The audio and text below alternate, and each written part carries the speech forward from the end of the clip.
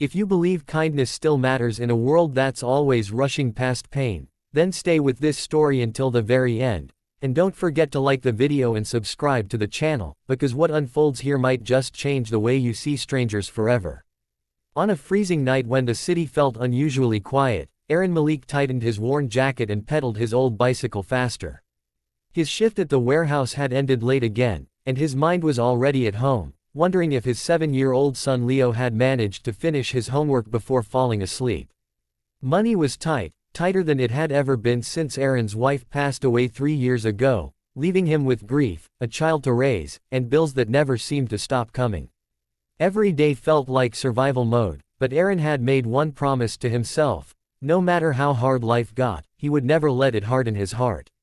That night, as he cut through a dimly lit side street to save time, something on the sidewalk caught his eye.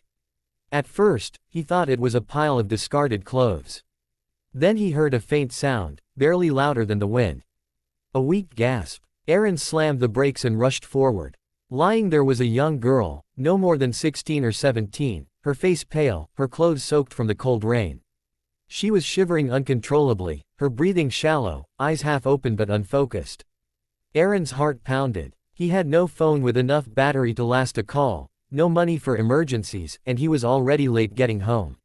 For a split second, fear whispered that he couldn't afford to get involved. But then he thought of Leo. If this were his child, alone and dying on the street, he would pray for someone, anyone, to stop.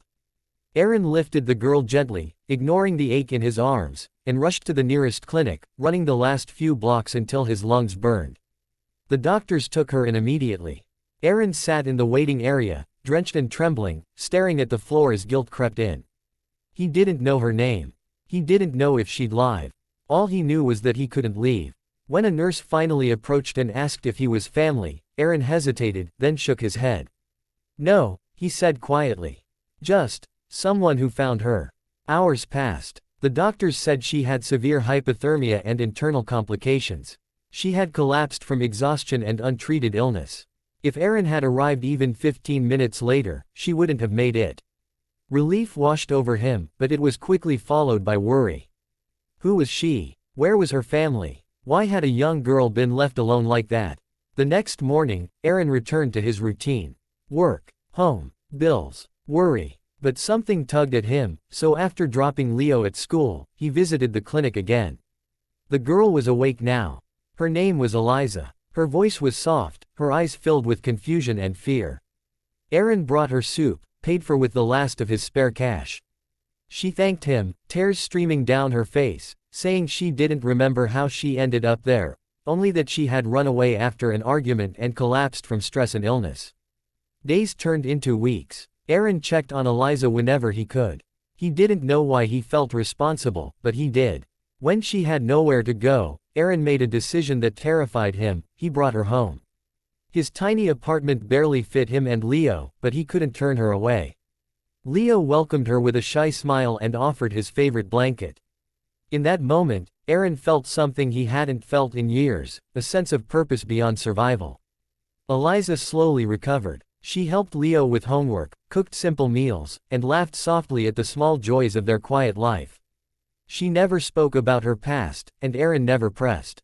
He assumed she came from a broken home, maybe poverty like his own. He didn't care. To him, she was just a child who needed safety. Then one afternoon, everything changed. A line of luxury cars stopped outside Aaron's building, drawing curious neighbors to their windows. Men in suits stepped out, followed by a woman whose face was streaked with tears and a man whose presence seemed to command the entire street. They knocked on Aaron's door. When Eliza saw them, she froze. The woman collapsed into her arms, sobbing. The man followed, his voice shaking as he thanked Aaron over and over.